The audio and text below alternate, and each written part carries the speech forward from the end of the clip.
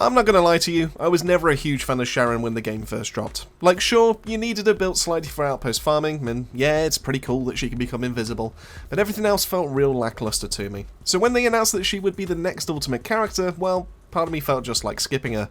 And boy, am I glad to be wrong. So in this video, we'll be looking at 3 separate builds for Ultimate Sharen, looking at the mobbing build to run through everything inside of Season 2, a solo Colossus build utilising area suppression but talking of ways to get it so it's consistent, and lastly, a co-op support build that with randoms got me this 8-second Molten Fortress kill.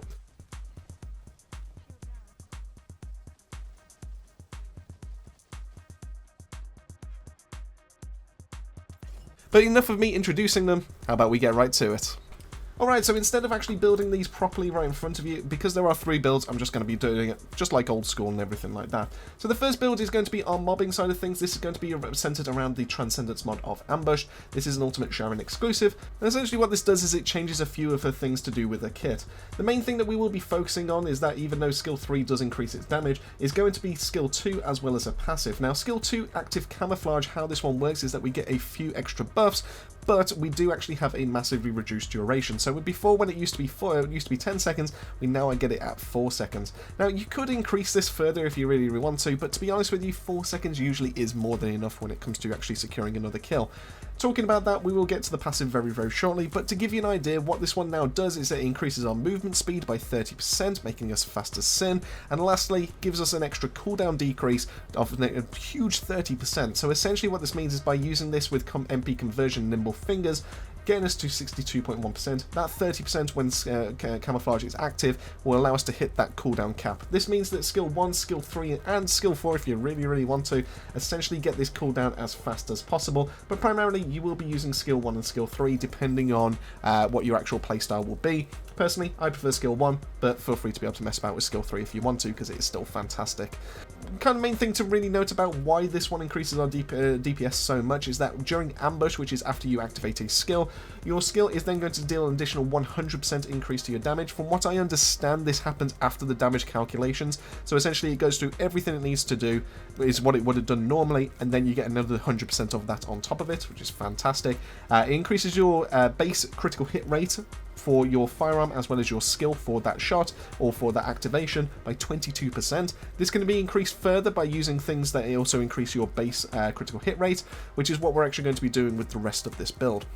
Now when it comes to the passive, this is the way of being able to trigger this back off again. Essentially this has several different ways of being able to activate it, and it's kind of crucial that you remember this for later on in the video, because we will be talking about weapons and how these can kind of really benefit from this. But essentially when you defeat an enemy or you land a critical hit while you're in your camouflage state, you have a 30% chance of being able to re-trigger and just being able to go back into camouflage. And then while you're in your camouflage state, if you use a skill to be able to get that kill, it is guaranteed to be able to return you back to that camouflage. So it's 100% guaranteed if you go skill based, but it is only 30% if you go through guns.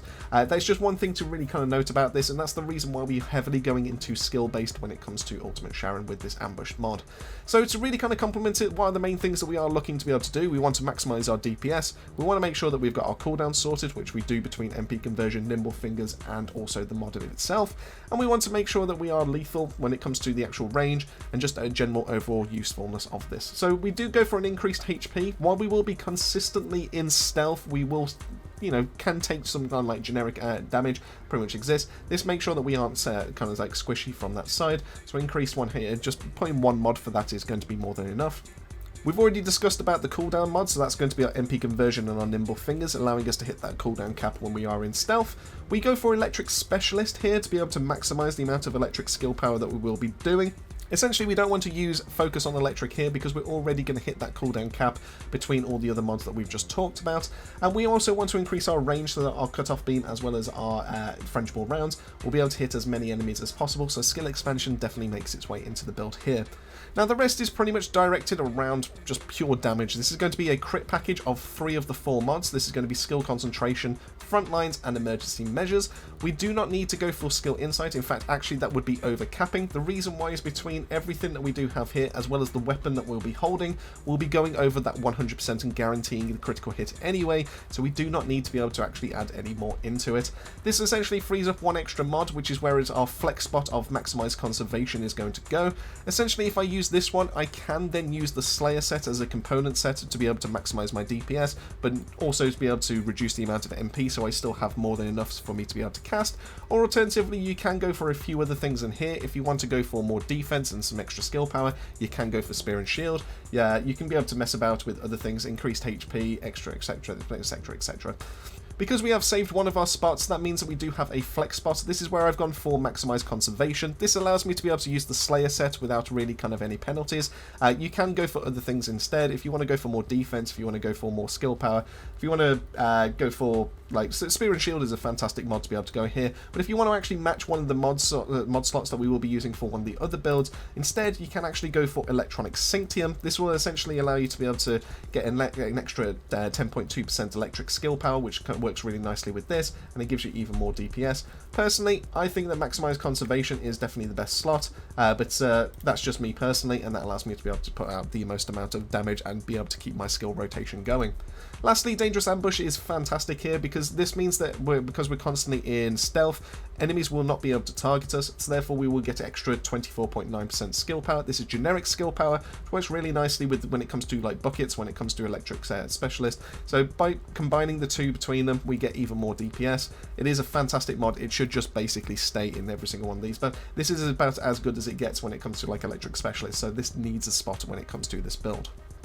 Swapping on over to our solo Colossus build, this is going to be our area suppression. Now, what this one does is instead of us getting like cooldown and being able to get movement speed and everything like that, we do still get a little bit, but not as much. Essentially, we now get a change to our skill 4, so instead of it becoming a targeted skill, this now changes it to an AoE that pretty much happens in a circle around ourselves.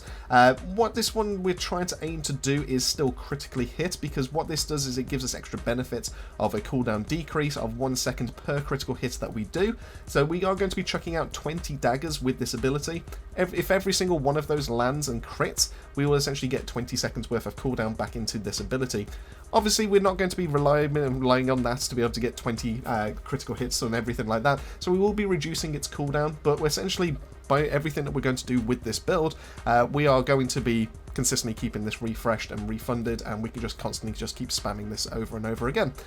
Now, the only kind of like downside that we have with this is that it is a bit awkward, it's a bit finicky when it comes to like range and like how like verticality and everything like that. So if you are above your enemy, this has a very high chance of being able to miss. If you're below your enemy, once again the exact same thing. You need to find the right kind of elevation to be able to maximize this, let's say.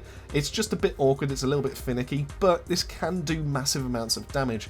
The other things that we should really note here is the fact that the damage modifier is also kind of on the low side compared to everything else we've seen with Sharen. So for example, cutoff beam is 1300, and Shocknuts, while it is 2800, if we go back to ambush, when it changed it, that was doing just around about 1000. The main thing that we can do with this is that we can increase that, and that will give us a decent kind of increase to the amount of damage we'll deal with this ability. But note that this is per dagger. That means that every single time we increase this, we can increase this even further, more daggers that we essentially land. So while this is really good for Colossus fights, if we go for something like Focus on Fusion, which gives us 68.2% modifier, that goes on every single one of those daggers, meaning that if we hit 10 daggers on that enemy, which is what you can see, max daggers flying towards one single enemy, if we hit 10, we're essentially getting 10 times this boost into the amount of damage that we'll be chucking out, and that's why it's definitely important to be able to increase your modifier when it comes to this build. Now you will spot most of the things will be basically staying the same. We still have our increased HP, we have our MP conversion, our nimble fingers. We have increased our cooldown further by Focus on Electric and Focus on Fusion. That allows us to be able to get down to around about 5.1 seconds. The rest that you can see, the difference between 5.1 and 4.3 is actually to do with the gear set I currently have equipped. And then we go for the full crit package here, because where in ambush we were constantly going back into stealth and consistently keeping that 22% critical hit rate constantly on, Unfortunately, that's not the case with this build. We can't keep that constantly refreshed. We will essentially have it for that one single skill activation. So therefore, by chucking in skill insight, that allows us to be able to get as consistent as possible for our critical hit rate, and that allows us to be able to keep helping with our skill 4.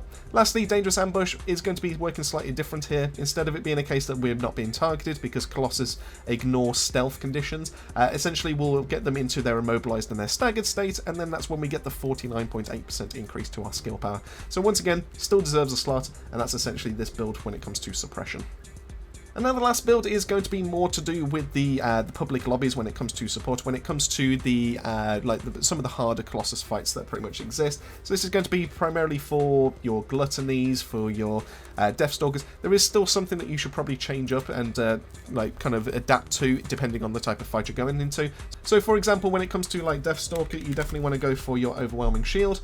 This will essentially fix your HP and then it will give you even more shield. The reason why you'd want to do all those obviously because of like the debuffs when it comes to that specific Colossus, but obviously you have a couple of modules here to be able to move that around. Now this isn't fully catalyzed, there is a reason for that.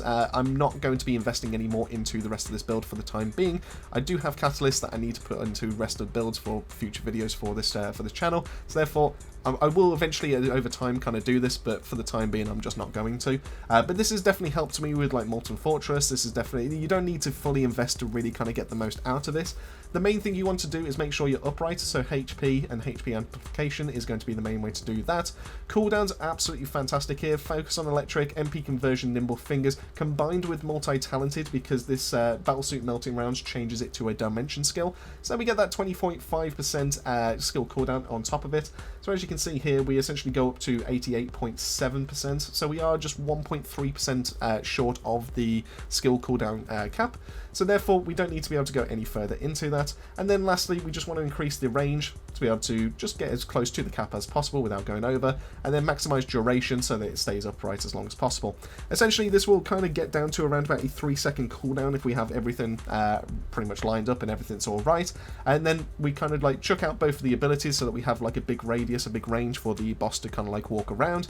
We then go to town with our guns. Everyone else does the exact same thing, and then once these start dissipating, once these start going out, you then have your 2 stacks back again. You just pop them out again, and that's essentially your skill rotation when it comes to that. You can use your camouflage to be able to help you to be able to pick people up. It's not going to make too much of a difference. You can use this for a damage increase, everything like that, but essentially you're primarily just using the Battlesuit Melting Rounds and just keeping this stocked up as much as possible, so it kind of just litter the battlefield with all these debuffs. So now with all those modules out the way, we can start talking about gear. And so let's start talking about reactors, and the main thing that we want to be able to primarily find is a tingling mixture. The main thing that it does with this is that it becomes electric infusion. This is going to power up all of your damaging abilities, so this is going to be your cut-off beam as well as your shock nuts and everything like that. So you definitely want to be able to go for that kind of side of things. In terms of mounting, Scout Rifle is massively important here. That means that you can then hold the Blue Beetle. Blue Beetle will essentially then give you that extra kind of like critical hit rate that will just guarantee that you're able to get crits in the first build and get as close to 100% as possible with the second. So yeah, primarily you do want to be able to find something like that. Now in terms of rolls, this is where I don't currently have a god roll. Skill critical hit damage is definitely important here. You definitely want to be able to find that at least. After that, depending on the type of build you're going for, you'll either want an electric or a fusion ratio to maximize the amount of damage, or you'd want to find a Colossus attack one if you're looking to go into Colossus fights. Now, if you're going for this more the support role, then you definitely want to go for something like range and duration up. What that does is that it guarantees that you've hit the range cap for your melting suit rounds, and your duration up means that you have less downtime, so you're able to constantly keep your gun up and be able to do damage along with the rest of your team. So you do have that. You can also go for things like cooldown, which will then allow you to be able to hit the cap, but to be honest with you, because it's only like 1.3%, it's just not really worth that extra kind of investment. So therefore, things like range and duration up would be best in slot for that build. Moving on to components though, this once again depends on the type of build that you're going for, but I am going to recommend 3 types of sets for you. If you are looking to maximize the amount of damage when it comes to mobbing, and especially when you go into the Colossus with the Suppression build, then you will be wanting a Slayer set. The Slayer set is obviously offset but a little bit when we go for maximized conservation for the mobbing side of things, but that 26.1% increase to skill power, it cannot be turned down, so that's definitely the best one to be able to go for when it comes to those kind of builds. If you are going for the support build, then I would recommend being able to go for an Annihilation set instead. What this does is it gives you some really nice survival rolls, but on top of that it increases your skill duration, and lastly, as you start taking damage and you start losing HP, you then get even more firearm attack, which combined with the fact that they have reduced defense, allows you to be able to put out more kind of like DPS when it comes to your guns, so that's definitely going to be the best in slot for me in that case. Now, you can also see that I do have something slightly different kind of built here. This is going to be primarily for the mobbing side of things. The reason why is because the amount of damage that you will be doing is going to be critting in the millions, which is going to be way more than enough when it comes to the mobs that you will be going through. So technically you are going to be doing too much. So what that means is that you can go for some nice quality of life instead. So by going for a 2-piece into Hunter, by going for the auxiliary power as well as the processor, this gives you a one single roll into max HP and one into shield, and then you can go 2-piece into Acrobat, and this will give you 2 rolls into max HP, and it will also give you 4% skill cooldown and also an extra skill power as well as firearm attack. That extra roll into skill power is going to open up the extra bucket side of things, meaning that you're going to do more damage, similar to like how Slayer does the exact same thing, but obviously not to the same degree. And then because it's also giving you firearm attack, for the times that you have to be able to take down shields, this will also work really nicely in tandem with your weapons for that. As for which set you want to be able to go for, that is completely up to you, depending on what you want to be able to get out of it. If you want quality of life, then this is going to be the one for you. If you want to maximize damage numbers and you just get like a little bit of a smile on your face when you see those crits, then Slayer is going to be the one. And then lastly, support is pretty much just going to probably just run Annihilation just to be able to get the most utility out of it. Swapping things over to the weapons though, this is where we actually get a few things that we can actually start talking about. The main one that you're going to primarily be rocking at all times is going to be Blue Beetle. Blue Beetle is fantastic ever since the Season 2 update. Essentially, every single time you cast a fusion skill, which is going to be any of your offensive builds, you're going to get a 100% trigger rate of 115% increase to your skill critical hit rate. It's going to be difficult for me to be able to show this, but essentially this pretty much kind of like guarantees you that critical hit. So if I go to my ambush build and then I show you what's pretty much currently sitting base with all those modules, we have 44.5%.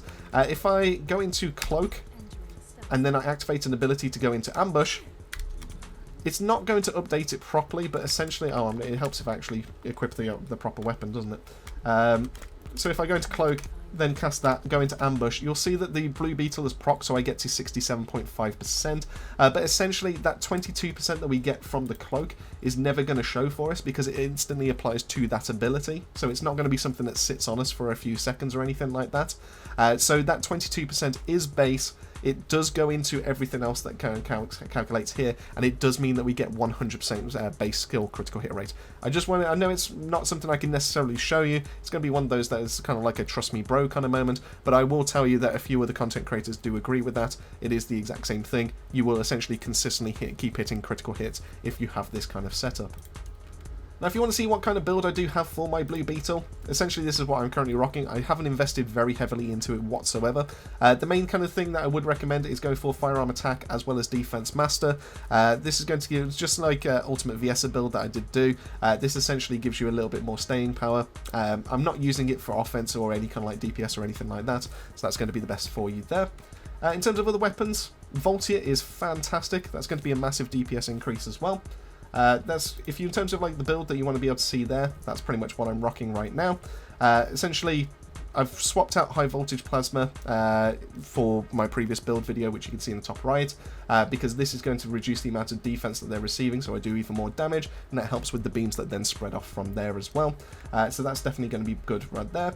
Alternatively, you can go for Smithereens. Smithereens has had a really nice buff recently.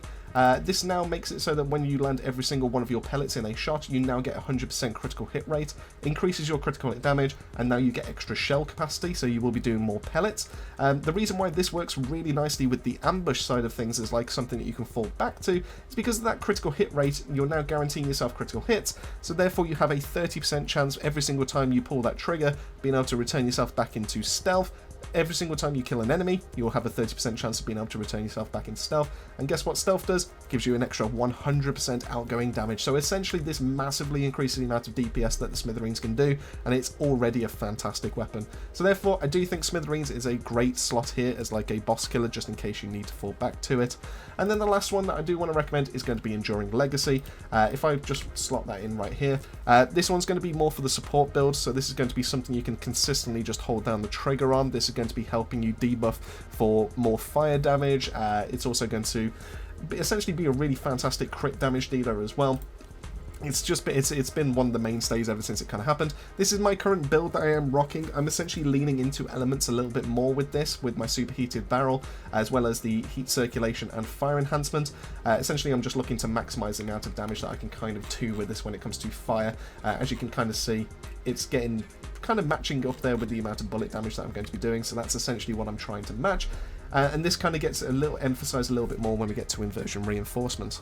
Speaking of, let's start talking about this section. This is going to be the last thing that rounds this all up. There are a few nodes that I do want to recommend that you do actually grab, depending on the type of build you are going for. I recommend finishing off the season side. This is going to be grabbing Arcade Boost. This is going to increase your skill cooldowns, as well as your skill range as well. It's absolutely fantastic. It's definitely one of the best for skill-based descendants that's currently out there. This also then, when fully maxed, gives you Quantum Domain, increasing your skill effect range and your skill power the more you start casting your abilities.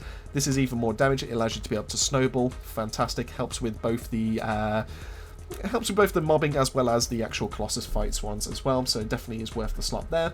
In terms of defense, you do have your survival mode with the antibody explosion giving you some resistance, but that's neither here or there. I do want to talk about recovery though. Heightened Sensory Cells is fantastic, especially for the solo Colossus with the area suppression, because you will be right next to the boss, so therefore you will be getting your MP back. So this is definitely worth the unlock if you can manage to get the 3 energy for that. And then lastly, the main kind of thing that gives you the synergy, gives you the consistency for your solo Colossus fights is actually going to be everything to do in the attribute category. Essentially, you want to maximize this out as much as you can. As soon as you get all 4, you then get the capstone, which is going to be enhanced focus rounds. Essentially, while you have a rounds-based thing, as long as you have this on there, once you hit max stats, every single shot after that is then going to be reducing attribute resistance. This is why it's so good, essentially. It doesn't really matter which one you go for. I would highly recommend that you do match it to what you're trying to do with your gun. So for example, my Enduring Legacy was built up for fire attack, so I'd go for fire focus rounds in this case, and then as I start hitting that boss, as long as I've still got those focus rounds active, as long as I still have it on the gun that I have equipped, so in this case would be Blue Beetle, I'm essentially reducing their resistance by 20%, equaling more damage as I start casting my skills. This essentially gave me the consistency for that Swamp Walker takedown. So what I would essentially set myself up for the first 3, 4, maybe even 5 seconds is I would start just holding down the trigger. Doesn't matter where I'm hitting, as long as I'm hitting the Colossus itself, getting myself my rounds. Then after that, I would then be reducing their resistance, and then I would go to town. 30 seconds is more than enough to be able to finish this off, but essentially it meant more damage for my skill, and that allowed me to be able to get those really consistent quick finishes. And with all that out of the way, that wraps it up on the video for my newfound love for Ultimate Sharen. Now, while she might not be the fastest ascendant to clear content, she definitely is the safest to do so with a permanent stealth and a huge damage output. Her assassin background does feel genuine now, and I'll be sure be running her alongside some of my favourites when I get a little bit bored of another character. Of course, feedback is always welcome on these build videos, and I'm always happy to discuss potential flex spots in the comments below, so feel free to be able to leave some down there if you wish to. But this is the section I want to hear from you. How are you finding Season 2 so far? Do you have Ultimate Sharen unlocked already? And lastly, who actually likes these new Void Boss outfits? I think it's a good idea, but I'm not entirely sure who I'd even run these on. Let me know all that and more down below. Massive thank you for making your way to the end of the video. As I always say, keep yourself safe, keep yourselves well. I'll see you all on our next video.